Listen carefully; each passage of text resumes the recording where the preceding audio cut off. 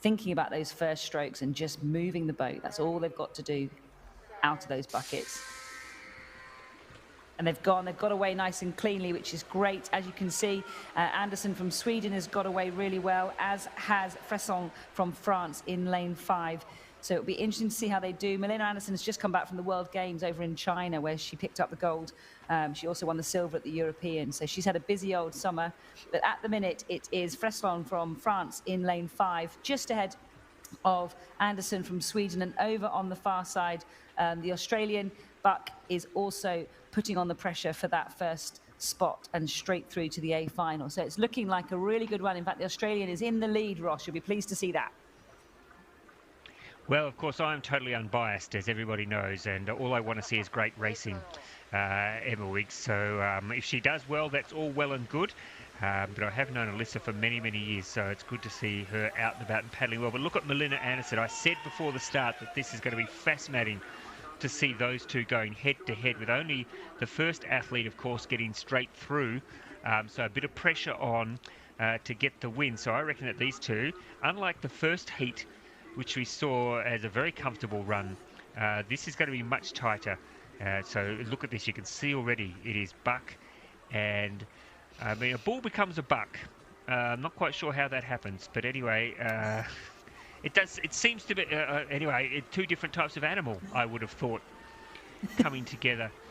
I'll get those out of the way early because she'll have a go at me later on, saying, "Just focus on my racing, will you, Ross?" And that's what I'm going to do. Alyssa Buck out there, Milena Anderson. They are going at it each other in lanes 1 and lane 4. Who do you reckon is looking? I mean, they're both looking pretty comfortable, I have to say, Emma Wiggs, at this stage. Yeah, I think it's absolutely neck and neck. You know, that's the 500-meter mark there, and I think it's Buck that is still in the lead, but Anderson looks like she might potentially have saved a bit just for this last half of the race. So never count her out. She's clearly on good form this year, but Buck also looks like she's raised her game again and is moving that boat incredibly well. So I wouldn't discount the Australian for taking this win as we come into the sort of end of this race. Yeah, it'll all come down now to who's done the work. And, of course, and as you said, Emma, Milena Anderson's already had a busy year and just had that great result at the World Games. And she's been travelling a little bit lately. So it'll be interesting to see. I mean, she's the sort of athlete who thrives on that. And I think the more racing she does, the stronger she gets. So I'm not sure how much work, big competitive racing, Alyssa would have been doing. I think she missed both the World Cups, didn't she? I don't think I saw her at either World Cup. So this is the first time we've seen her this year. So she's probably been training back down in Australia, and she looks bloody strong, I've got to say.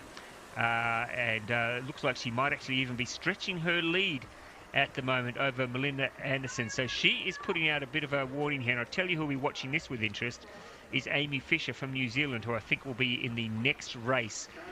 And I tell you what, there's nothing better than seeing an Australian and a New Zealander going head-to-head. And if that is what happens in the final, and you throw in Chicos and Milena Anderson, already I can hear people. That noise you can hear, Emma Weeks, that's people licking their lips in anticipation at the excitement that's coming in the women's K1 1000.